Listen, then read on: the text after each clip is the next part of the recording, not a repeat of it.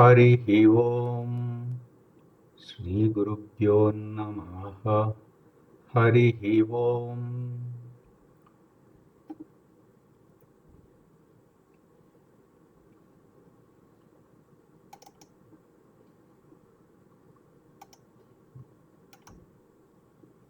ॐ नमो भगवते स्वामिनिर्भयानन्दाय। ॐ नमो भगवते स्वामी अचलपरिपूर्णानन्दाय। हरिः ओम्। गुरुर्ब्रह्मा गुरुर्विष्णुः गुरुर्देवो महेश्वरः। गुरुः साक्षात् परं ब्रह्म तस्मै श्री गुरवे नमः।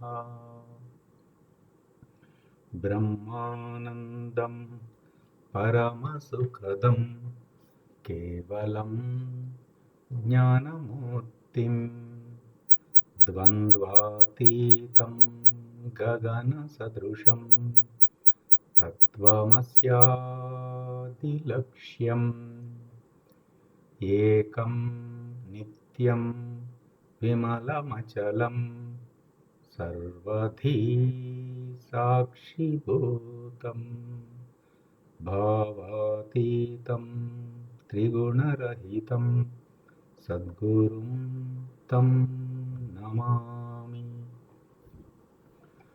ॐ नमो ब्रह्मादिभ्यो ब्रह्मविद्या साम्प्रदायकर्तृभ्यो वंशऋषिभ्यो महाभ्यो नमो गुरुभ्यः। सर्वोपप्लवरहित प्रज्ञानघन प्रत्यगद्धो ब्रह्मैवाहमस्मि। अहं पदार्थरहितः। सदाशिवसमारभते श्रीमहाविष्णु सूर्य याज्ञवल्क्य जनक व्यास शुकयोगी सान्दीप श्रीकृष्णजगद्गुरुभ्यां शङ्करभगवत्पादाचार्यमध्यमाम् श्रीधर शिवरामाख्य कृष्णदेशिकवराभ्यां मन्मडपु सुब्बयार्य कुल्लिकोटयार्य गुरुप्रसादरावार्य स्वामी निर्भयानन्दाख्य अचलपरिपूर्णानन्दाभ्याम् अस्मदाचार्यपर्यन्तां वन्दे गुरुपरम्पराम्। ॐ सहनाववतु सहनौ भुनक्तु सह वीर्यं करवावहै तेजस्विनावधीतमस्तु मा विद्विषावहै। ॐ शान्ति शान्ति शान्तिः। पूर्वमेव निरालम्बम् आग्नेयं च निर्गुणं तदा दक्षिणे नित्यशुद्धं चैव नैऋत्यो निरुपद्रवम् पश्चिमे निष्कलं चैव वायुवे च निरञ्जनम् उत्तरे च निराकाशो ईशान्यो निर्मलो भवेत् ऊर्ध्वश्च निराकारतः अधश्च निर्विकारतः अन्तर्बहिश्च सर्वत्र अचलोऽयं सनातनः। ॐ निर्भयानन्दाय विद्महे अचलपरिपूर्णाय धीमहि तन्नो परात्परप्रचोदयात्। ॐ साईश्वराय विद्महे सत्यदेवाय धीमहि तन्नः सर्वः प्रचोदयात्। ॐ नमः स्कन्दाय विद्महे ऋषिसाक्षात् धीमहि तन्नो रमणः प्रचोदयात्। ॐ तत्पुरुषाय विद्महे महादेवाय धीमहि तन्नो रुद्रः प्रचोदयात्। ॐ सद्गुरुरूपाय विद्महे ज्ञानबोधामृताय धीमहि तन्नो श्रीविद्यासागर प्रचोदयात्। ॐ स्वात्मानन्दाय विद्महे अचलपरिपूर्णानन्दाय धीमहि तन्नो देशिकेन्द्र प्रचोदयात्। हरिः ओं श्रीगुरुभ्यो नमः। हरिः ओं సాయిరామ్ అండి.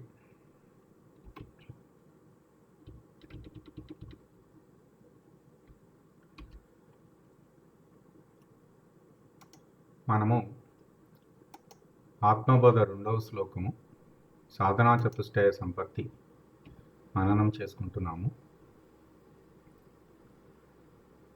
బోధోన్య సాధనేభ్యో హి సాక్షాన్మోక్షైక సాధనం పాకస్య వన్నివజ్ఞానం వినా మోక్షో న సిద్ధ్యతి.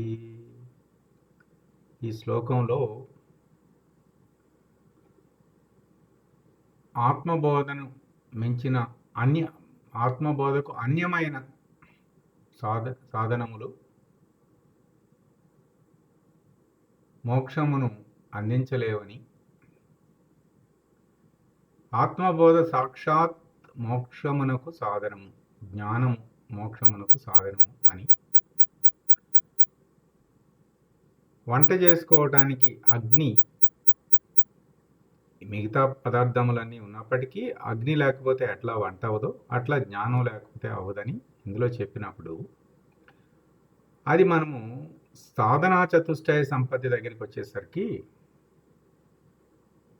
అది ఎట్లా అన్వయించుకుంటామంటే, ఈ సాధనా చతుష్టయ సంపత్తిని ఇంకా చిత్తశుద్ధి కలగని వారు సాధనా చతుష్టయ సంపత్తిని ఉపయోగించుకుని చిత్తశుద్ధి సంపాదించవచ్చు, ఉపయోగపడుతుంది. అట్లాగే కర్మ భక్తి యోగ మార్గాలను కూడా అనుసరించి చిత్తశుద్ధిని సంపాదించవచ్చు. అంటే జ్ఞాన మార్గానికి ఎలిజిబిలిటీ చిత్తశుద్ధి ఉండటం, అది చాలా ముఖ్యం. అంటే ఆలోచన రాహిత్యము, వృత్తి రాహిత్యము వరకు రావాలి, అప్పుడే జ్ఞాన మార్గం.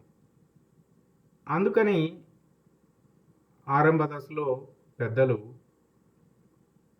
కర్మ మార్గ పద్ధతిలో ప్రవేశపెట్టడము, భక్తి మార్గంలో ప్రవేశపెట్టడము, యోగ మార్గంలో అవన్నీ చేసి ఈ మొదట ఈ ఆలోచన రాహిత్యము, వృత్తి రాహిత్యము వరకు కంప్లీట్ చేసుకుంటే డైరెక్ట్గా జ్ఞాన మార్గం కూడా ఉపయోగించుకోవచ్చు వాటికి. అది ఆయా సాధకుని అనుసరించి గురువులు సూచిస్తారన్నమాట.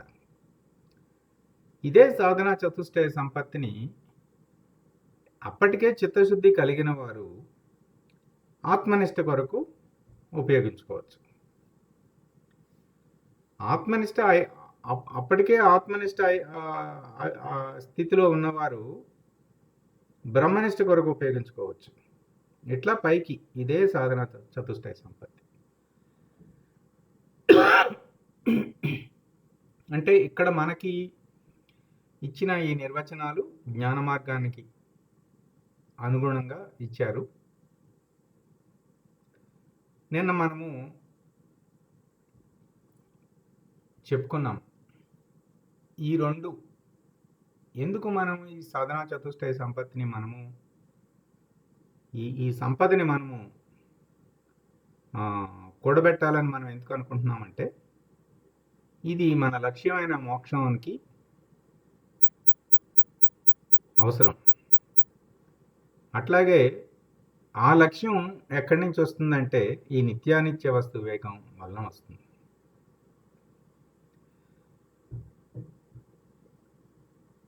గురుదేవులు వారి బోధల ద్వారా, మెసేజ్ల ద్వారా, ఎన్ని మాధ్యమాలు దొరికితే అన్ని మాధ్యమాల ద్వారా మనకి లక్షణాలను బాగా చెప్పారు.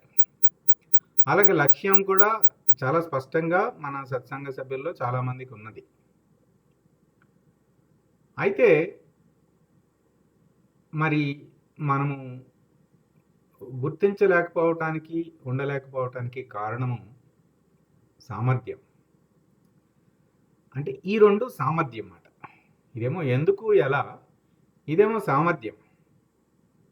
ఈ రెండిట్లో మళ్ళీ ఈ వైరాగ్యమే ఈ సమాధి షట్క సంపత్తిని అందిస్తుంది. ఆ సమాధి అంటే వైరాగ్యం లేకపోతే సమాధి షట్క సంపత్తి కుదరదు. సమాధి షట్క సంపత్తి లేకపోతే వివేకం పక్క తప్పుకుంటుంది. వివేకం తప్పుకుంటే లక్ష్యం పక్కకు పోతుంది. అంటే బాగా పట్టుకోవాల్సింది ఏమిటంటే ఇక్కడ ఇహముత్రార్థ ఫలభోగ విరాగము అనేది చాలా ముఖ్యం మాట ఈ నాలుగిట్లో మళ్ళీ. ఎందుకంటే నిజానికి వైరాగ్యం లేని వానికి ఆధ్యాత్మికతో అసలు పని లేదు.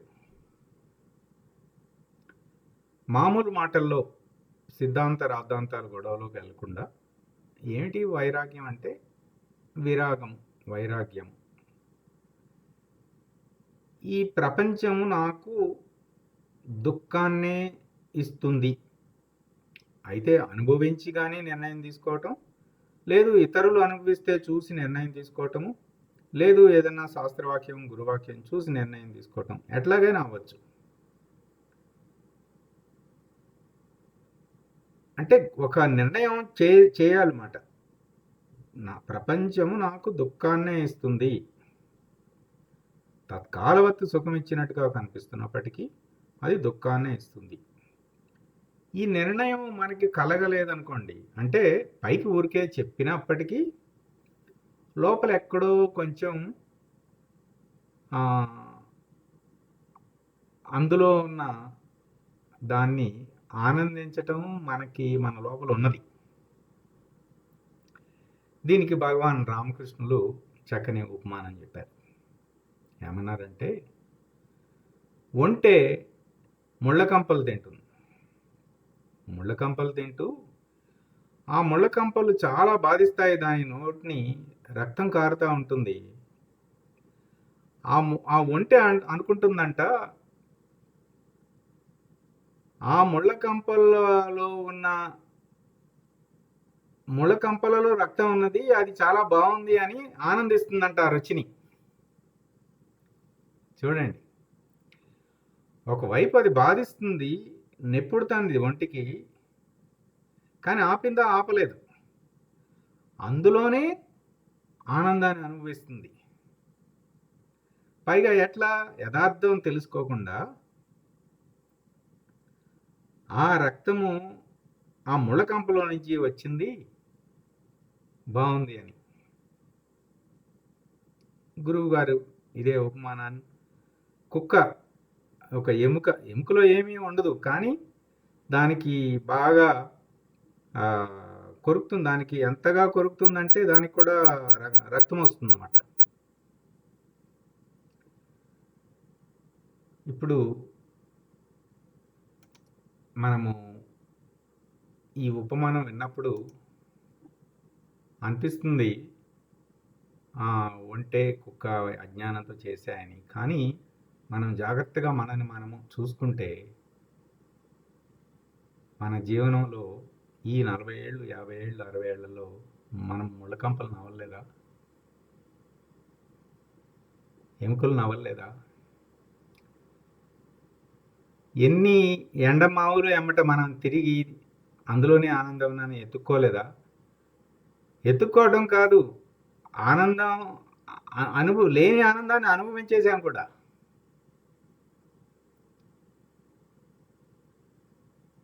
ఆ ఒంటె మనమే. రామకృష్ణులు చెప్పిన ఒంటె మన గురించే. ఇది గనక రాలేదనుకోండి, అంటే ఇది 100% రావాలండి. ఇది అంటే మనకి మనమే చెప్పుకోవాలి. ఎక్కడో ఎవరూ లేకుండా ఒంటరిగా ఎక్కడన్నా ఏ తోటలో కూర్చున్నప్పుడు, ఏ గుళ్ళో కూర్చున్నప్పుడు,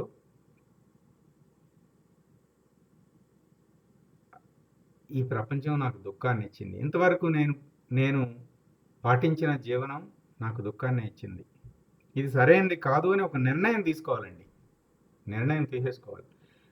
అది తీసుకోకుండా అక్కడ కొంచెం, ఇక్కడ కొంచెం, అక్కడ కొంచెం, ఇక్కడ కొంచెం అంటే ఆ సామర్థ్యం రాదు.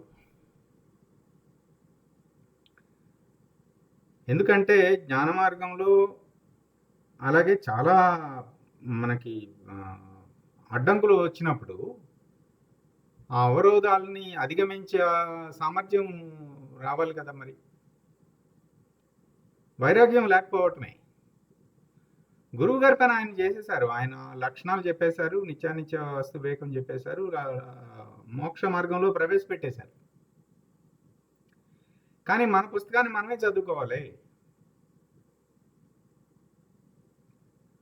అందుచేత నా గొడవంతా ఏంటంటే, ఈ సాధనా చతుష్టయ సంపత్తిలో మనం పురోగమించకుండా ఉండటానికి కారణం ఇది. ఈ ఇహముత్రార్థ ఫలభోగ విరాగము. ఉట్టి వైరాగ్యం కాదండి ఇది. ఇహముత్రార్థ ఫలభోగ విరాగం అంటే గురువులు ఎంతో కరుణతో, మళ్ళీ నువ్వు వైరాగ్యం అంటే ఇదిగో ఇప్పుడు ఈ నువ్వు మెలకుగా ఉన్నప్పుడు ఈ ప్రపంచంలో నీకు సంబంధపడిన మనుషులు, ఆ ఉద్యోగాలు, ఆ వ్యవహారాలు, వాటికి సంబంధించి అనుకుంటున్నావేమో. ఈ 14 లోకాల్లో ఎక్కడైనా సరే నాకు శాశ్వత ఆనందం రావటం లేదు, అది దుఃఖాన్నే ఇస్తుంది అని ఈ 14 లోకాల్లో ఏదైనా సరే కొద్దిగా తల పైకి లేపగానే ఒక త్రిళ్ళింత వచ్చి, పాము ఎట్లా మీద పడింది అనుకోండి, ఎలుక మీద పడింది, పాము మీద పడింది, ఒక్క తుళ్ళింతతో ఇదిలించేసుకుంటాం కదా, అట్లా ఇదిలించుకోవాలి. బాగా ఆ వైరాగ్యం ఐహికములోను, ఆముష్మికంలోను, పారమార్థికంలోను. ఒకవేళ ఇది గనక లేదనుకోండి, ఈ 14 లోకాల్లో ఎక్కడో ఏవో లోకాలు, ఏవో మహిమలు ఏవో ఆకర్షిస్తాయి. ఆకర్షించగానే అటు గనక వెళ్ళామా, మానవ ఉపాధి ఆ మానవ ఉపాధికి పనికిరాదు జ్ఞానానికి. అంతే. ఒక్కసారి మాయకు ఆకర్షితులమయ్యామా, ఆ మానవ ఉపాధి జ్ఞానమునకు పనికిరాదు. అంతే, అయిపోయింది. మళ్ళీ మానవ జన్మ రావాలి, మళ్ళీ ముముక్షత్వం ఉండాలి, మళ్ళీ మహాపురుషులు సంశ్రయం రావాలి. ఒక 100 జన్మలకు ఒకసారి కాలచక్రంలో వస్తుందటండి సద్గురువు తారసపట్టం. ఎంత ఇంపార్టెంట్ మనకి. ఒక వజ్రాన్ని మనం చేతిలో పెట్టుకుని ఆ వజ్రాన్ని పట్టుకుని మనం సముద్ర అగాధంలోకి వెళ్ళిపోయి సాధన చేసేయాలి. చాలా ముఖ్యం.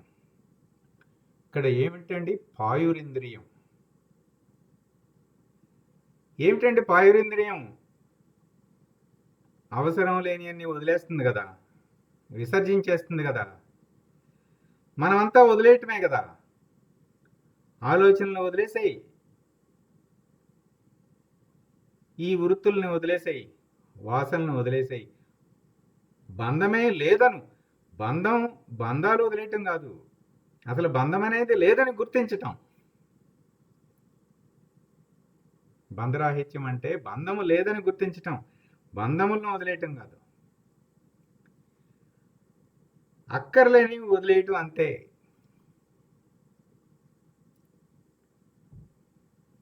ఈ రెండు ఎంత బలంగా ఉంటాయంటే ఏమాత్రం జాగ్రత్తగా లేకపోయినా ఎక్కడో ఒక చోట ఒక పెసరంతా ఒక పట్టుకుని లాగేస్తుంది. లాగేసిన వెంటనే శక్తి లోపిస్తుంది, సామర్థ్యం పోతుంది, వెంటనే ఇవి పాటించలేము, ఈ అంతరేంద్రియ నిగ్రహము ఇవన్నీ. అది లేకపోయేసరికి వివేకం ఉండదు, వివేకం పక్కకు తప్పుకునేసరికి లక్ష్యం పక్కకు పోతుంది. ఎంత చక్కగా క్లియర్గా ఉంది కదండి ఏం జరుగుతుంది. అంతకుముందు చాలా క్లియర్గా గురువుగారు చెప్పేశారు కదా, నాయన నీకేమున్నాయి, నీకు శరీరం ఉంది, ప్రాణం ఉంది, ఈ మనోబుద్ధులు ఉన్నాయి కదా. ఈ శరీరం ఏమంటుంది, నాకు సుఖము దుఃఖము అనే ద్వంద్వములు కావాలి అంటుంది. ఈ మనసు ఏమంటుంది, నాకు ఇష్టము అయిష్టము ఆ ద్వంద్వాలు అంటుంది. ఈ బుద్ధి ఏమంటుంది, నాకు జ్ఞానము అజ్ఞానము ఆ ద్వంద్వాలు అంటుంది. మరి మన గురు ప్రార్థనలో మనము ఏమిటి మన ప్రార్థనలో మన లక్ష్యము? ద్వంద్వాతీతం గగన సదృశం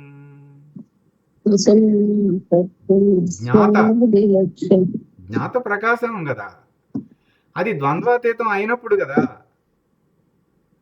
మరి మనము ఇక్కడ ఎక్కడో వీటిలో ఎక్కడో ఒక చోట ఇరుక్కున్నాం అనుకోండి, ద్వంద్వాతీతం ఎలా అవుతాం?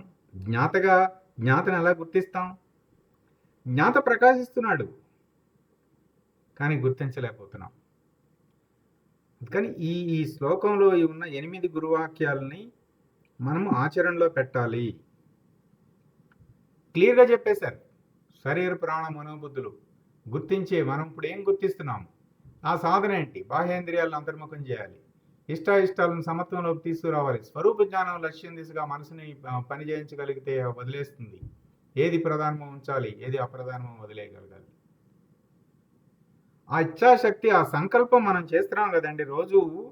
మనం ఎందుకని మనము ఈ సంకల్పము మొదట 3 నిమిషాలు 4 నిమిషాలు చేసుకుంటున్నామంటే ఆ ఇచ్ఛాశక్తిని మనం ప్రచోదనం చేస్తున్నాం. మనం అందరము ఆ సంకల్పం చేసుకుంటున్నాం, అచల సంకల్పం. ఆ గురు సత్తాని ఎందరో మహానుభావులు వారి ఆయా ఉపాధుల ద్వారా, ఆయా అవతారముల ద్వారా ఆ గురుసత్తా ప్రకటితం చేసినది జ్ఞానాన్ని. అందుకని వారందరినీ స్మరించుకుంటున్నాం. ఆ గురుదేవుల్ని స్మరించుకుని, మహానుభావ నాలో కూడా ప్రచోదనం చేయి, మహానుభావాన్ని ప్రార్థించుకుని, ఆ సంకల్పం గట్టిగా చేసుకుని, ఆ గురు గాయత్రి చదువుకుని, అంతకుముందు అప్పటికే లక్షణాలన్నీ చదివేశాం. అంటే గురువుగారు ఏమంటారంటే, మనము ఈ శరీర ఇంద్రియ విషయ సంచారం చేస్తూ ఉంటామటండి. ఎంత బాగా చెప్పారు. అంటే ఎరా ఎక్కడున్నాడు మీ అబ్బాయి ఎక్కడున్నాడు? ఆడెక్కడో పక్క వీధిలో ఆడుకుంటాడండి. అటు ఇటు తిరుగుతూ ఉంటాడు, వాళ్ళింట్లోనో వీళ్ళింట్లోనో ఉంటాడు, ఏదో ఒకటి చేస్తూ ఉంటాడు, సంచారం చేస్తున్నాడు అటు ఇటు. ఏం చదువుకోడా సరిగ్గా? వీడికి చదువు అవ్వలేదండి, అటు ఇటు ఏదో ఒకటి ఆడుతూ ఉంటాడు, ఇక్కడ అక్కడెక్కడ తిరుగుతూ ఉంటాడు. అయితే ఆ వీధిలో ఉంటాడు, లేకపోతే అక్కడ గోళీలు ఆడుతూ ఉంటాడు. అంటే అక్కర్లేని వాటి గురించి పై ఆసక్తితో సంచారం చేస్తున్నాడు ఆ పిల్లవాడు. మనం చేస్తున్నాం ఏమిటి? శరీర ఇంద్రియ విషయ సంచారం. అంటే అయితే ఆ కర్మేంద్రియాల్లోనూ ఏదో ఒకటి పట్టుకుని, లేదంటే ఆ విషయ పంచకంలో పట్టుకుని, లేదంటే ఆ జ్ఞానేంద్రియాల్లో పట్టుకుని, ఇట్లా ఆ 24 ఇంద్రియాలు ఉన్నాయి కదా, మనోబుద్ధి చిత్త అహంకారాలు పట్టుకుని, అందులో ఆ 24 ముళ్ళ కంపల్ని నవ్వులుతున్నామండి మనం. దుఃఖం వస్తుంది కానీ గుర్తించట్లేదు, 24 ముళ్ళ కంపలు నవ్వులేస్తున్నాం. పైగా తత్కాలవత్తు ఏదో కొద్దిగా ఆనందం కనిపిస్తే అదే వచ్చింది అనుకుంటున్నాం, అదే శాశ్వతం అనుకుంటున్నాం. ఇహముత్రార్థ ఫలభోగ విరాగము మనము గట్టిగా పట్టుకోవాలండి. మన ఒకటి మనకి ఆలోచన రాహిత్యము, వృత్తి రాహిత్యము, వాసన రాహిత్యము, బంధరాహిత్యం, అంతే. ఈ 4 గుర్తుపెట్టుకోవాలండి. ఎందులో సిద్ధాంతం ఏముంది? ఏమీ లేదు కదా. ఏముంది? మనమంటే ఏమనుకుంటున్నాం? శరీరం అనుకుంటున్నాం, ప్రాణం అనుకుంటున్నాం, మనసు అనుకుంటున్నాం, మనోబుద్ధి చిత్తాహంకారాలే కదా, అదేగా మనం అనుకుంటున్నాం. వీటికన్నిటికీ 4 చెప్పేశారు. ఆలోచన రాహిత్యం, అవసరమైనప్పుడే దాన్ని ఉపయోగించి స్విచ్ ఆన్ చేయి, అవసరానికి వాడుకో, గ్యాస్ స్టవ్ లాగా. ఆఫ్ చేసేయి. బుద్ధి ప్రధానాన్ని గుర్తించు. అనవసరంగా చిత్తవృత్తులేమి దాన్ని ఉపేక్షించు. అంతకుముందు సాధనంతా మాట్లాడేసుకున్నాం. బాగా పట్టుకోవాలి. పట్టుకోవడం కూడా ఈ 14 లోకాల్లో నాకు ఏది వద్దమ్మా,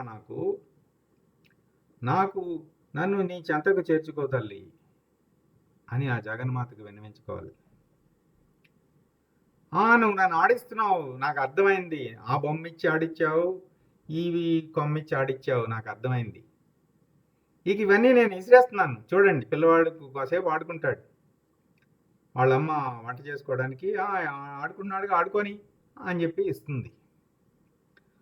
వాడికి కాసేపు అయ్యాక ఏదో అర్థమవుతుంది. ఏదో అర్థమయ్యి తల్లి ఒడిలో ఉన్నదే ఆనందం అని వాడికి తెలుస్తుంది. తెలిసి దానికి ఇచ్చేసి వెళ్ళి చేతులు 2 పైకెత్తాడు. మరి మనం ఎప్పుడు విసిరేస్తాం? ఎప్పుడు జగన్మాత దగ్గరికి వెళ్ళి చేతులు 2 పైకెత్తి నన్ను నీ ఒడిలో చేర్చుకోమని ప్రాధేయపడతాం? అప్పుడు కదా జగన్మాత ఎత్తుకుని తీసుకుని ఆడుకున్నంతసేపు ఏదో ఆడుకుంటున్నాడులేండి వాడు, అదేదో ఉద్యోగం అంట, ఏదో చేస్తున్నాడు, వాడికి అదేదో వ్యాపారం అట్టండి, అందులో ఆనందిస్తున్నాడు వాడు. ఇవన్నీ జగన్మాతకి చిన్నపిల్లల ఆటలు. ఒక ఆట బొమ్మగా అది ఇచ్చింది, ఆడుకుంటున్నాడని ఆడుకొనిస్తుంది. మనం అది విసిరిగొట్టి తల్లి దగ్గరికి వెళ్ళి చేతులు ఎత్తినప్పుడు కదా ఎత్తుకునేది. గురువుగారు చెప్పిన వివేకాన్ని మనం ఆచరణలో పెట్టి రాగద్వేషాలలో నుంచి బయటపడటమే వైరాగ్యం. ప్రపంచం దుఃఖాన్ని ఇస్తుంది అనుకోవటమే వైరాగ్యం, అంతే. ఇది దక్షిణ ద్వారం. పైన ఉత్తర ద్వారం. ఇదేంటి? అధోముఖానికి వెళ్ళిపోతాం. ఇది గనక పట్టుకున్నామో అధోముఖానికి వెళ్ళిపోతాం, కిందకి వెళ్ళిపోతాం. ఇది అంతే. జననేంద్రియం,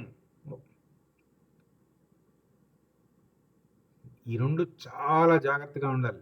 అసలు పైన చక్రాలు మనకి స్వాధిష్టానము, అనాహతము, అటువైపు కలిసి వెళ్ళడం లాగేస్తుంది, కిందకి లాగేస్తుంది కిందకి. చాలా జాగ్రత్తగా ఉండాలి. సింహద్వారం, వాగేంద్రియం జాగ్రత్తగా ఉండాలి. ఉపస్థేంద్రియం జాగ్రత్తగా ఉండాలి. పాయరేంద్రియం జాగ్రత్తగా ఉండాలి. అక్కర్లేనివన్నీ పెట్టుకోకూడదు, వదిలేయాలి. ఒకసారి తెలిసింది కదా అక్కర్లేదని, మళ్ళీ ఎందుకు దాచుకోవటం? వదిలేయి. ఇక పశ్చిమ ద్వారములో ఈ శ్రద్ధ అనేదండి చాలా.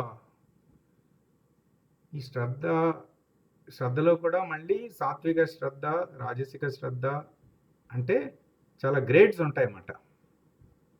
శ్రద్ధాత్రయ విభాగం భగవద్గీతలో చదవమని చెప్పారు గురువుగారు. బాగా అర్థం చేసుకోవటానికి బాగా అలర్ట్గా ఉండి విశ్వాసంతో ఉండాలి. మన హృదయము ఏమి చెప్పిందో అదే ప్రమాణం అండి. ప్రతిదీ ప్రమాణం. నాకు ప్రూఫ్ చూపించమంటే ఎట్లాగూ? మన హృదయాన్ని మనం నమ్మకపోతే ఇంకా ప్రూఫ్ ఏం చూపించాలి? శాస్త్రవాక్యాన్ని, గురువాక్యాన్ని పట్టుకుని సర్వస్య శరణాగతుడొకట. ఇక్కడ ఒక కిటుకు ఉందండి, ఒక మర్మం ఉంది ఇక్కడ. మనం మొన్న అనుకున్నాం కదండి, నేను నేను నేను నేను అని హూంకరిస్తున్న వీడున్నాడు కదా, వీడిని పక్కన పెట్టి ఈశ్వరుడు ఈశ్వరుడు నేను ప్లేస్లో ఈశ్వరుని ప్రతిష్ఠేపించాలన్నాం కదా. గుర్తుందా? మొన్న ఇంతకుముందు చెప్పుకున్నాము, నేను నేను ప్లేస్లో ఈశ్వరుని పెట్టాలని. ఏమండి? గుర్తుందండి, నిన్న చెప్పారు. నేను ప్లేస్లో ఈశ్వరుని పెట్టడమే శ్రద్ధ అంటే. శ్రద్ధ అంటే ఎప్పుడు మనం నేను ప్లేస్లో గురువుని పెట్టేస్తామన్నమాట. ఎందుకు ఇట్లా ఏంది నీకు? మా అమ్మాయి అడుగుతుంది నన్ను, ఏంటి నాన్న అసలు నీకు ప్రాబ్లం ఏంటి, నీకేం కావాలి? అమ్మండి పెడుతుంది కదా, ఆ ఉద్యోగం ఉంది కదా, పని చేసుకుని ముందు పెట్టి నీకు తినచ్చు కదా, అసలు నీకేం కావాలి, ఎందుకు అట్లా చూస్తూ ఉంటావు అంటే,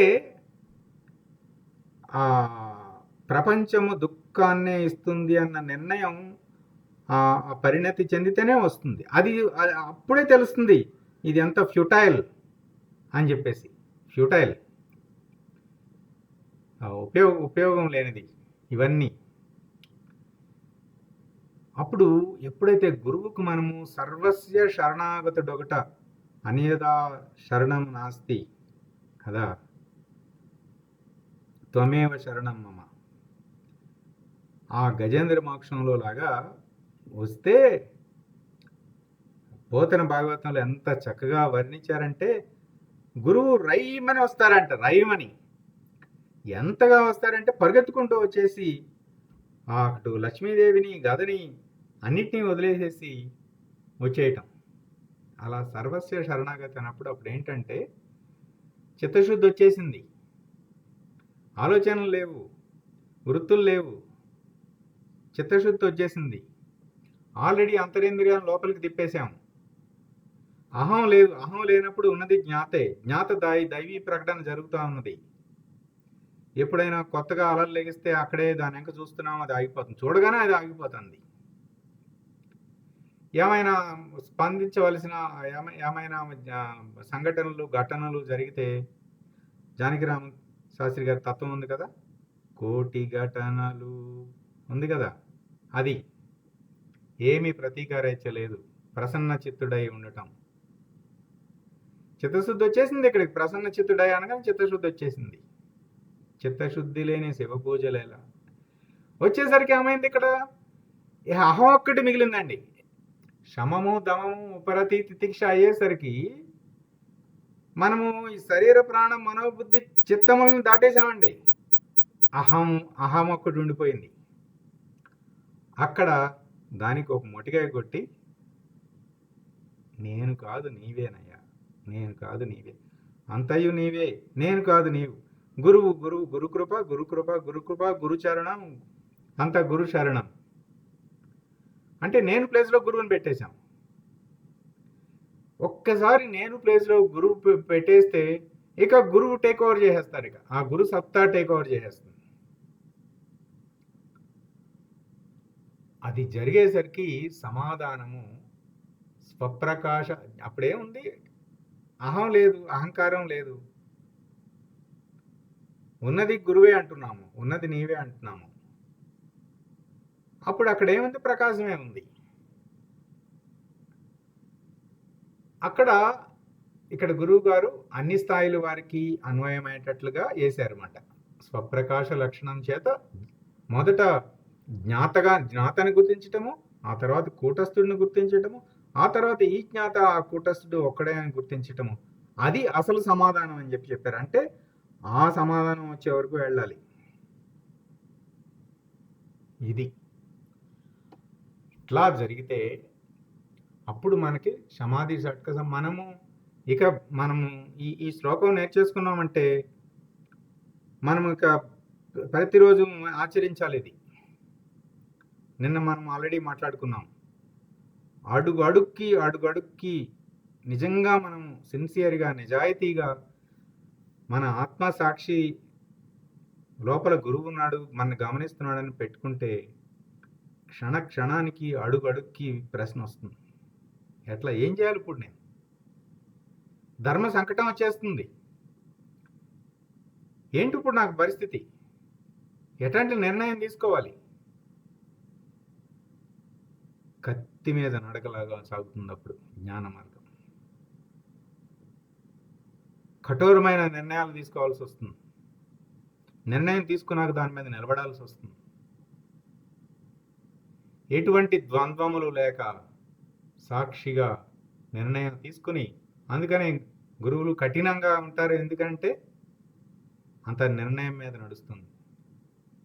ఒక నిర్ణయం తీసుకున్నారంటే భూప్రపంచం మీద ఎవరూ మార్చలేరు. నేను చేయను అంటే నేను చేయను అంతే. గురుదేవులు మనం చూసాం కదా చాలాసార్లు. ఎవరో వచ్చి అడగకపోయినా చేసేస్తారు, అడిగినా చేయరు, అంతే. ఎందుకంటే అంతే, అది గురుసత్తా అలాగే పనిచేస్తుంది. నిర్ణయం మీద ఉంటుంది అది. అట్లా 4 ద్వారాలు ఓపెన్ చేసేసేయాలండి. ఇదే మన గుడి, మన ఆలయం. గుళ్ళో 4 తలుపులు తెరిచేసేయాలి. ఇక 4వ తలుపు, 4వ ద్వారం ఏంటండి? ముముక్షత్వం. సరే, ఈ 3 మనం చక్కగా అర్థం చేసుకున్నాము. ఈ ముముక్షత్వం దగ్గరికి వచ్చేసరికినండి, ఇది బ్రహ్మానంద బోధనలు, అందులో అలాగే రామకృష్ణులు కూడా చెప్పారు.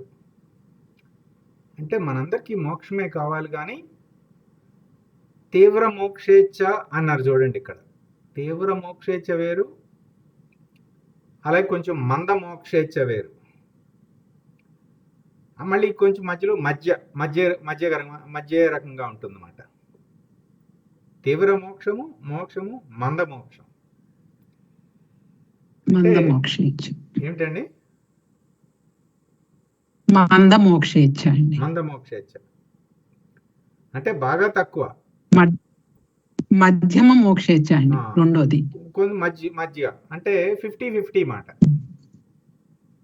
తీవ్ర మోక్షేచ్ఛ ఏమో ప్రయారిటీ 1 ఉంటుంది, అసలు ప్రయారిటీ 2-3 లేవు. మధ్య మోక్షేచ్ఛ అంటే అటు ఒక కాలు, ఇటు ఒక కాలు, ఆ బోట్లో ఒక కాలు, ఈ బోట్లో ఒక కాలు, ఆ కొమ్మ మీద ఒకటి. గురువు ఆ కొమ్మ మీద ఉండి పిలుస్తున్నాడు, రారా నాయనా నాతో పాటు గెంతరా నాయనా అని. నేను ఈ కొమ్మ వదలనండి, కానీ మీరున్న కొమ్మ దగ్గరికి రావాలి. ఎట్లా వస్తాం? ఆ కొమ్మ వదిలితేనే కదా ఈ కొమ్మ మీదకి రాగలుగుతావు. రమ్మని ఆహ్వానిస్తున్నారు కదా గురువు గారు, ఆయన ఆల్రెడీ ఆ కొమ్మకి చేరిపోయారు కదా. అంటే 50-50 ఉంటుంది మాట. అది కావాలి, ఇది కావాలి. ఇప్పుడు నేను ఒక ప్రశ్న అడుగుతానండి.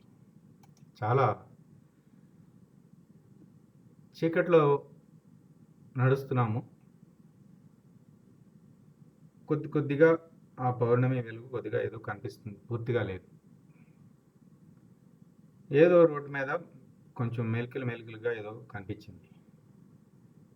అమ్మో పాము అనుకున్నాం. ఆ తర్వాత ఏదో కారు అటు వెళ్తుంటే ఆ లైట్ దాని మీద పడింది. అది పాము కాదు, తాడు, వంకర్లు తిరిగిన తాడు. నా ప్రశ్న ఏంటంటే, మనకి తాడు, పాము ఏకకాలంలో కనిపిస్తున్నాయా?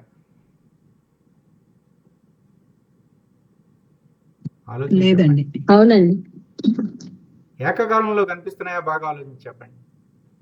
లేదండి. కాదండి, ఏకకాలంలో కనపడవు. తాడే ముందు తాడు అజ్ఞానంలో తాళ్ళలో పాము కనిపించింది అంతే, భ్రాంతి.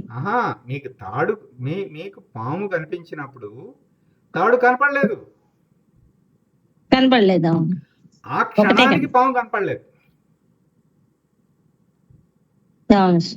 మీకు ఆ లైట్ వెలుతురులో తాడు కనిపించిన క్షణానికి పాము కనపడలా. అయితే పాము కనిపిస్తుంది, లేదంటే తాడు కనిపిస్తుంది.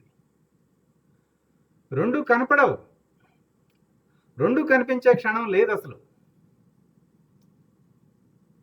ఈ 50-50 బ్యాచ్ ఏంటంటే, నేను తాడు చూడాలి, పాము చూడాలి.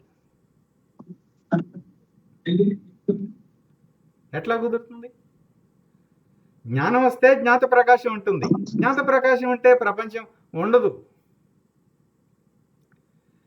ప్రపంచం ఉందంటే ఆ ఆవరణ కమ్మేస్తుంది, జ్ఞాత ప్రకాశం కనిపించదు. అది అసాధ్యం. మరి అది తెలుసుకుని మనం తీవ్ర మోక్షేచ్ఛ రావాలి కదా మనకి. ఇక మంద మోక్షేచ్ఛ చూడండి, అది ఎంత అంటే స్వామి హరిహోం అండి. హరిహోమ. ఆ జ్ఞాత ప్రకాశం దగ్గర మరొక్కసారి ఎక్స్ప్లెయిన్ చేయరా ప్లీజ్. ఏం పర్వాలేదు. జ్ఞాత కనిపిస్తే ప్రపంచం కనిపించదా? ఇప్పుడు జ్ఞాత స్థితి వరకు వెళ్తే ప్రపంచం కనిపించదా? మా పద్మ గారు మాట్లాడుతున్నారు కదా, అవును స్వామి. వీడియో ఆన్ చేయండి. ఇప్పుడు మనకేమున్నాయి? నేను నేను అంటున్నాం. మనం ఎవరు? శరీరం కనిపిస్తుంది, ప్రాణం కనిపిస్తుంది, మనసు కనపడుతుంది, బుద్ధి కనపడుతున్నాయి, ఆ చిత్తవృత్తులు కూడా వస్తూ పోతున్నాయి కదా. అలాగే మనకి తెలుసు నేను నేను అంటున్నాం కదా. అంటే ఈ కర్మేంద్రియాలు, ఈ జ్ఞానేంద్రియాలు, ఈ విషయ పంచకము, ఇవి క్లుప్తంగా చెప్పుకోవాలంటే శరీరము, ప్రాణము, మనసు, బుద్ధి, చిత్తహంకారాలు కదా. ఇవన్నీ నిజానికి వీటన్నిటికీ ఆ సామర్థ్యం ఎలా వచ్చింది? మనం మాట్లాడుకునే జ్ఞాత ప్రకాశం కదా. అదే మన హృదయ సింహాసనం నందు జ్ఞాత భగవంతుడు అనుకోండి, కాసేపు భగవంతుడు ఉన్నాడు. ఆ భగవంతుని ప్రకాశం వలన, ఆ భగవంతుని ప్రకాశంకు ప్రతిబింబముగా, పనిముట్లుగా ఇవన్నీ పనిచేస్తున్నాయి. మనం ఏం చేస్తున్నాం? ఈ పనిముట్లే నేనని చెప్పేసి పరమాత్మని గుర్తించట్లా. ఈ రజ్జు సర్ప ఉపమానం ఏమిటంటే, మళ్ళీ నాకు భగవంతుడు కనపడాలి బాబోయ్ అని మళ్ళీ మనం గురువు గారి దగ్గర మొత్తుకుంటున్నాం. అంటే మనం యజ్ఞం చేసేటప్పుడు ఆ నిప్పురవ్వ మీద కట్టెలు వేసేసాము, బాగా మనమే వేసాము. నిప్పురవ్వ కనపట్లేదు, పొగ వచ్చేసింది, పూర్తిగా పొగే కనిపిస్తుంది. అట్లా జ్ఞాత ప్రకాశం కనిపించట్లేదు. ఒక్కసారి జ్ఞాత ప్రకాశం కనిపించింది, మంట వచ్చిందండి, పూర్ణాహుతి చేసామండి. పూర్ణాహుతి అంటే అహంకారం వేసేసాం కదా. పూర్ణాహుతి వచ్చినప్పుడు ఎలా ఉంటుంది యజ్ఞకుండం? అంత మంట ఉంటుంది, అంతే. ఏం కనపడదు, ఏమి కనపడదు, జ్ఞాన ప్రకాశమే ఉంటుంది.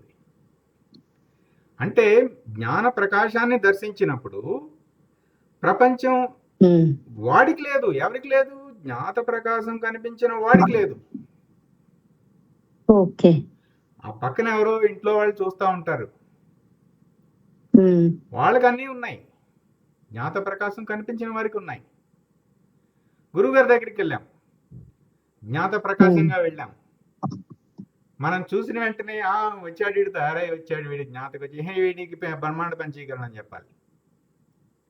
మొహం చూడగానే తెలిసిపోతుంది. ఆయన ప్రకాశాన్ని దర్శిస్తున్నారు, మనము ప్రకాశాన్ని దర్శిస్తున్నాము. అలా రావాలని కోరుకుంటారు మాట గురువు.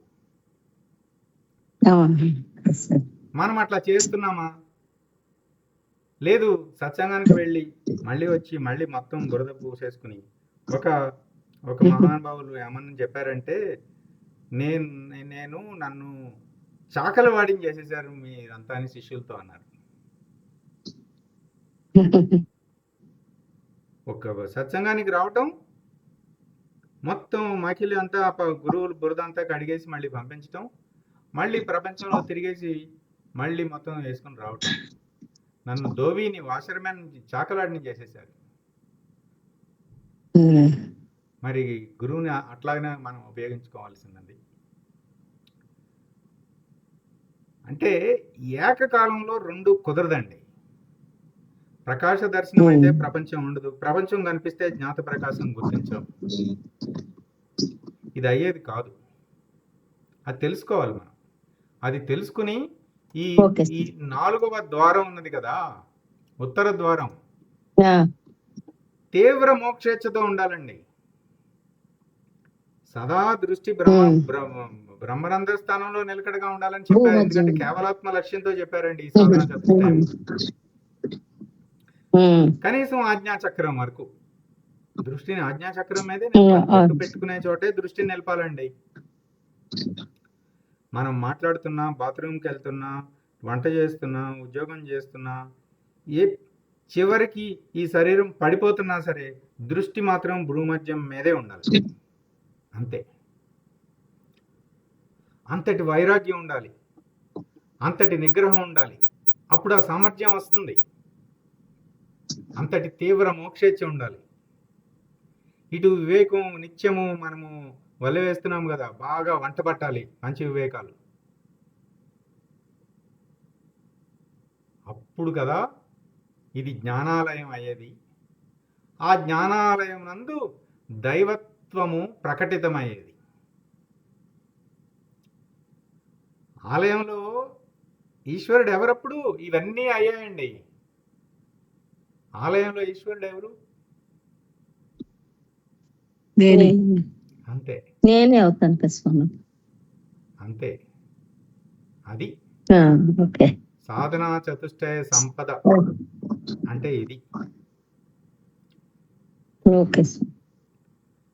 ఇంకేమైనా ప్రశ్నలు?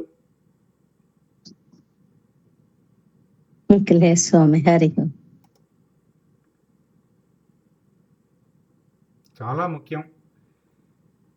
ఎవరైనా ప్రయత్నిస్తారా సాధనా చతుష్టయ సంపత్తి మొత్తం ఈ 4 చెప్పడానికి?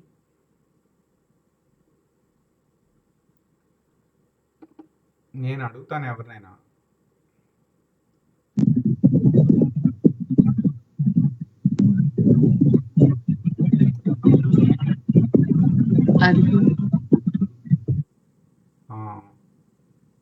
రాము గారు, మీకు అర్థమయ్యేటట్టు చెప్పగలుగుతున్నానా నేను? చెప్పగలుగుతున్నారు స్వామి.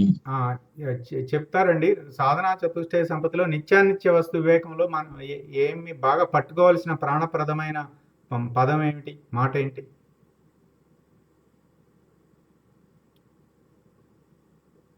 నిత్యం ప్రపంచం అనిత్యము, సత్యం నిత్యం అన్నది. అంటే మారేది మారనిది.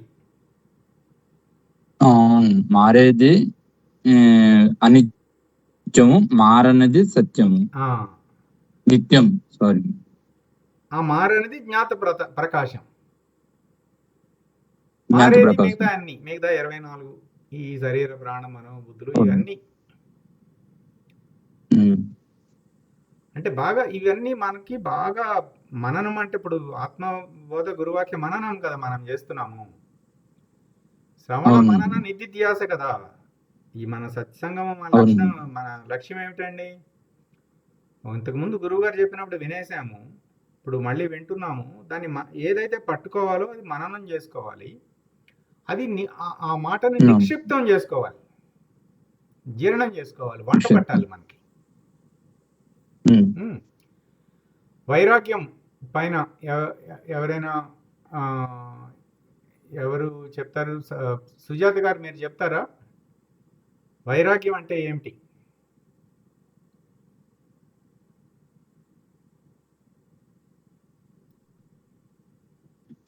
హరి ఓం అండి. హరి ఓం అండి. వీడియో వైరాగ్యం. వైరాగ్యం అంటే అంటే అందులో ప్రాణప్రదమైన మాట ఏంటి?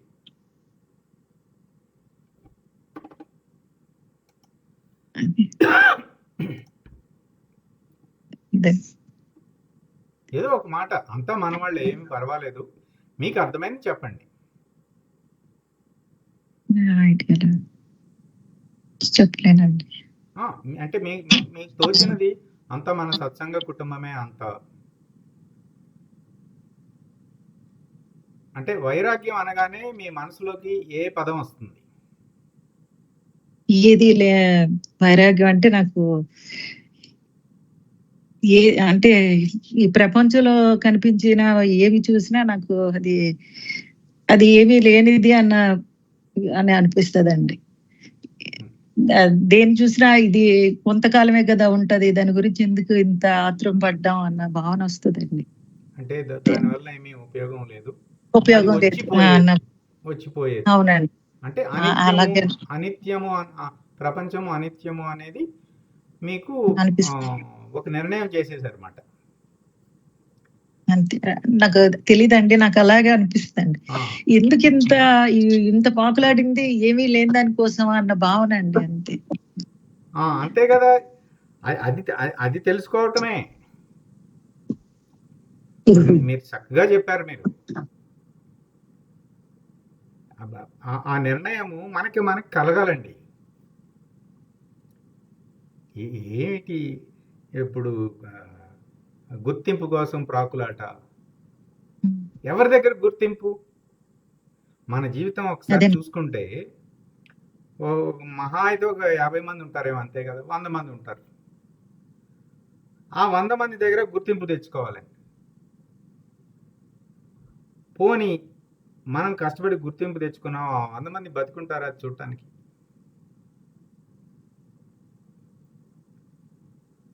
పోనీ ఎవరి రేపు ఎవరికి తెలియదు కదా. వాళ్ళు మారిపోతున్నారు, మనం మారిపోతున్నాం, అంతే కదా. అందుచేత మనము ఇంకొకళ్ళకి నిరూపించుకోవటము. ఎందుకంటే ఈ ప్రపంచంలో పెద్ద తగాదా ఏంటంటే కంపారిజన్. చిన్నప్పుడు మొదలైన కంపారిజన్. మా నాన్నకి స్కూటర్ ఉంది, మీ నాన్నకి కారు ఉంది. లేదంటే నాది చిన్న పలక, నీది పెద్ద పలక దగ్గర నుంచి మొదలయ్యి, అంతే కదా. కజిన్స్తో కంపారిజను, బ్రదర్స్తో కంపారిజను, మనందరం చూస్తున్నాం కదా. ఒక ఫంక్షన్కి వెళ్తే మళ్ళీ నెక్స్ట్ ఫంక్షన్ వెళ్ళే వరకు ఎన్ని కంపారిజన్స్ ఉంటాయో మూట. ఎందుకు కంపారిజను? వాడేమైనా జ్ఞాన, నేను జ్ఞాన? ఇద్దరు అజ్ఞానుల మధ్య ఎందుకు ఈ పోటీ? అసలు మనకు పోటీ ఎవరితో ఉండాలండి చెప్పండి? మనకు ఒకళ్ళతో పోటీ ఉండాలి. ఎవరితో?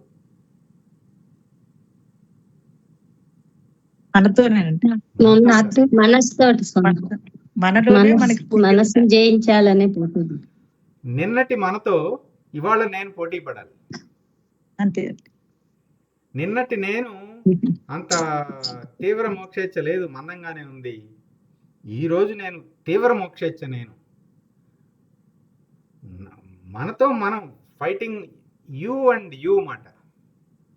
నీకు మరియు నీకు పోటీ ఉండాలి, అంతే కదా. ఇట్లా ఎవరికి మాటలకు వారికి అట్లా చెప్పుకోవాలండి. తర్వాత సమాధి షట్క సంపత్తి, అందులో గీతావాణి గారు మీరు చెప్తారా వీడియో ఆన్ చేసి? సమాధి షట్క సంపత్తిలో మీరు ప్రధానంగా పట్టుకున్నది ఏమిటి?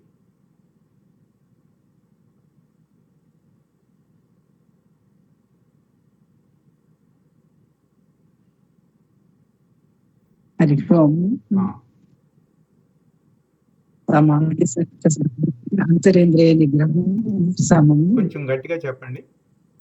అంతరేంద్రియ నిగ్రహం సమం, బాహ్యేంద్రియ నిగ్రహం. మీకు సమాధి షట్క సంపత్తి అంటే మీకు బాగా గుర్తొచ్చే ఒక మాట ఏమిటి? ప్రాణప్రదమైన మాట ఏంటి?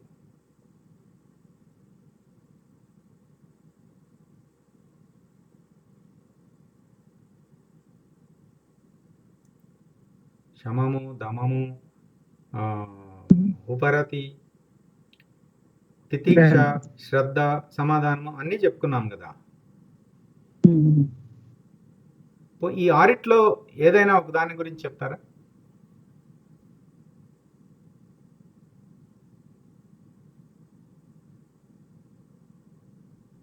ప్రయత్నించండి, ఏమి పర్వాలేదు, అంతా మన సత్సంగ కుటుంబమే.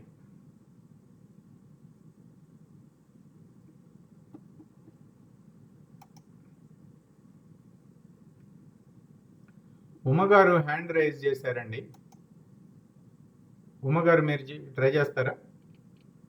ఆరు సమాధి షట్క సంపద, ఆరిట్లో ఏదో ఒకటి అది మనము, మీకు ప్రాణప్రదమైన మాట ఏమిటి, మీరు పట్టుకున్నది ఏమిటి? నిన్నటి నుంచి ఈ యొక్క సాధనా చతుష్టి సంపత్తి చెప్తున్నారు కదా సార్. చెప్పాక నాకు అర్థమైంది ఏంటంటే, ఇంతవరకు విన్నది ఒకలా అర్థం చేసుకున్నాను. ఈసారి గురువు గారు చెప్పేది, ఇది ఒక ఆలయం, ఇది 4 ద్వారాలు మనలోనే ఉన్నాయి, ఇది ఈ ఆలయం మన శరీరమే, ఈ ద్వారాలు జ్ఞానపరంగా ఎలా మనం దాటాలి అన్నది చెప్పుకొస్తున్నారు. మొదటి ద్వారం, తూర్పు ద్వారంలో మీరేం చెప్పారంటే, అదే గురువు గారు ఏం చెప్పారంటే, మాట, వాక్కు, ప్రతి మాట ఆడే ముందు జ్ఞానపరంగా ఎలా మాట్లాడాలని చాలా ఎలక్ట్ గా, ఎదుటి వ్యక్తి ఆడుతూ ఉంటే వెంటనే ఆడేయకుండా మనం చాలా జ్ఞానపరంగా ఆడినట్టు అలా ఉండమన్నారు. రెండో దానికి వచ్చేటప్పటికి వైరాగ్యం వస్తూ ఉంటది.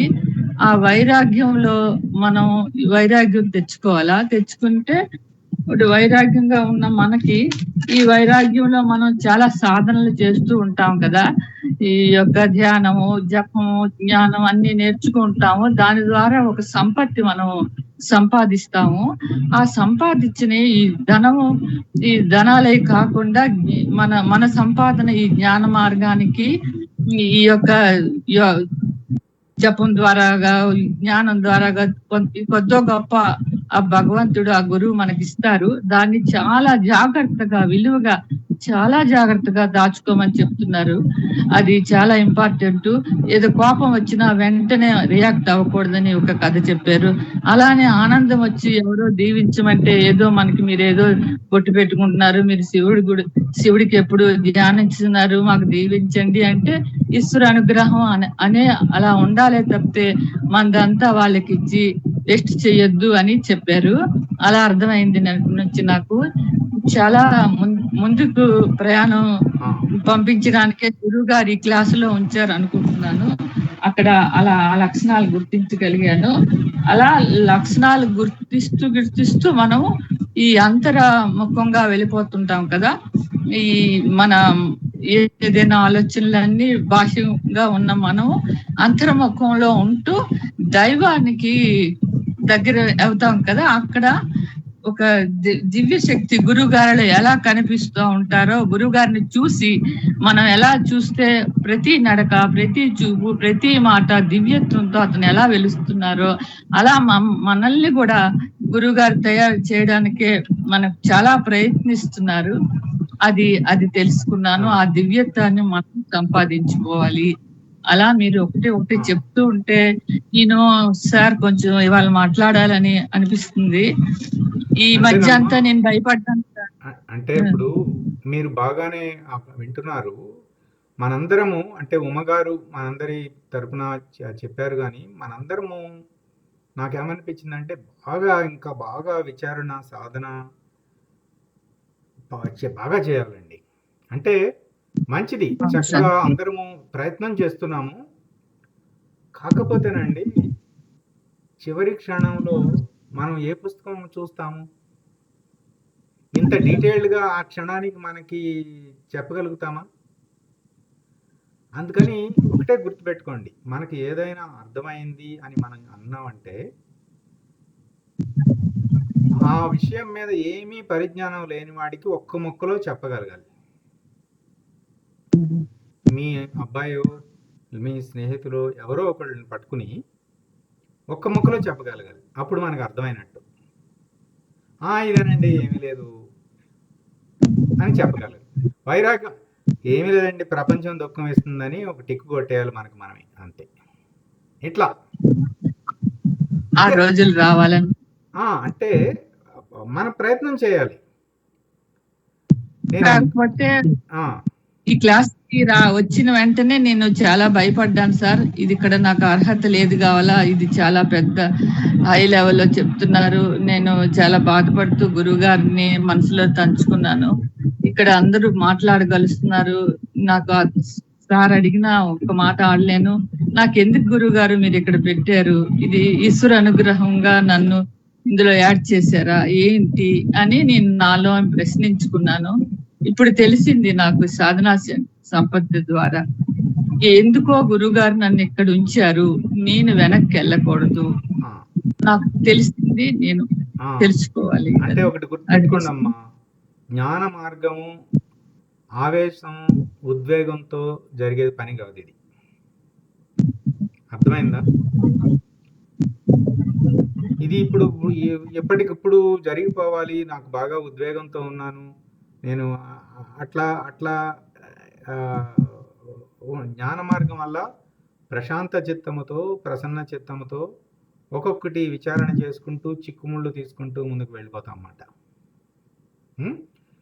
చక్కగా ప్రయత్నం చేస్తున్నారు, బాగా నోట్స్ రాసుకుంటూ మనము మన మాటల్లో టకీ టకీమని చెప్పేయాలి.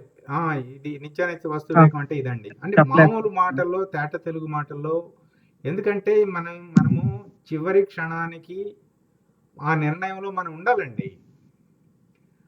ఇప్పుడు దెబ్బ తగిలితే అయ్యో అంటాం కానీ మనం నేర్చుకున్న ఫ్రెంచ్ భాష ఇంగ్లీష్ భాషలోనూ అయ్యో అనం కదా. సహజంగా ఏది ఉందో అదే వస్తుంది కదా. అదేవిధంగా ఆ సహజంగా మనకు అర్థమైంది మన భాషలో మనం చెప్పుకోవాలి. అట్లా బాగా ప్రయత్నిద్దాము. ఒక్కొక్కసారి మనం 10 సార్లు వినాల్సి వస్తుంది ఆత్మబోధ, గురువు గారు చెప్పింది. ఈ 1కి 2 సార్లు 10 సార్లు అర్థమయ్యే వరకు వదలకూడదండి. ఊరికే టపటపా 1 2 3 4 అంటూ కంప్లీట్ చేసుకుంటే ఉపయోగం ఏమీ లేదు. నేను ఒకటి చెప్తానండి, ఒక్క సాధనా చతుష్టయ సంపత్తి పట్టుకున్నా మనం తరించేయచ్చు. ఒక్కటి. అందుచేత సిలబస్ మొత్తం కంప్లీట్ చేసుకుంటూ ముందుకెళ్దామని ఏమీ తొందరపడద్దు. పట్టిన పట్టు గట్టిగా పట్టుకోవాలి, వేసిన అడుగు గట్టిగా వేయాలి. సరే, ఈరోజు మనకి సమయం అయింది. ఇంకొక గురువాక్యం ఉన్నది, అది తర్వాత రోజు మనము ప్రస్తావించుకుందాము.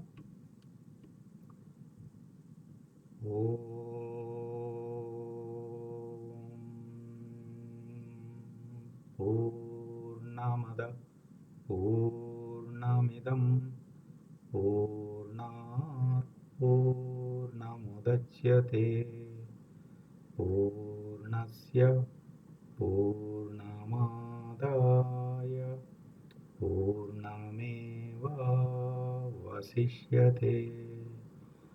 ఓం తత్సత్. ఓం శాంతి శాంతి శాంతి. హరి ఓం. శ్రీ గురుభ్యో నమః. హరి ఓం. సాయిరామ్.